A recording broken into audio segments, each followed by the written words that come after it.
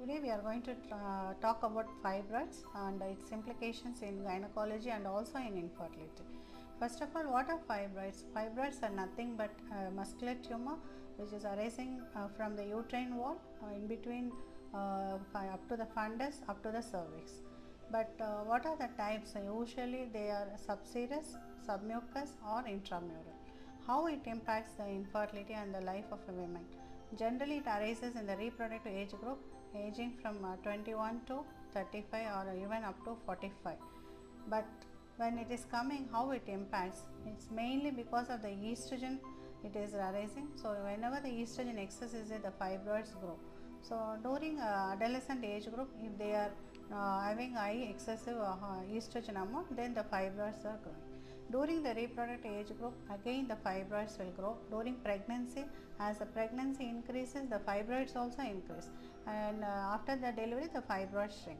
So during that period, if there is no complications for the pregnancy, then the fibroids can be left alone. For infertility specifically, which is of our interest, for infertility it is mainly one of the reason for recurrent pregnancy losses. So when it is located inside the uterus or within the layers of the muscular wall of the uterus, we should remove them. If they are really big, even if it is staying outside, sometimes it may cause tubal distortion, so we have to remove them also. So whether all the fibroids should be removed, we should ask the question. So if the fibroids are multiple and they are very small, if they are not affecting the cavity, then we can just leave them alone.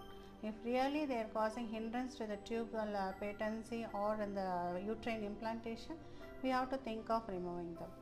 What are the treatment options? Treatment options can be medical, injectables and surgical. Medical options, again, if they are not planning for pregnancy recently or if they are planning little later, they can wait for some more time, then medical management can be opted. Medical management includes both medicine and injections, but all these medicines, again, it will delay the pregnancy, and once 6 months or 9 months if you are giving the medicine, we should give a break. Then again the fibroids may grow. Once they grow, they have to be again controlled with medicines. If the patient doesn't have bleeding or any pain, then we can leave them alone for some more time. If really they are planning for pregnancy, we should treat with them surgically.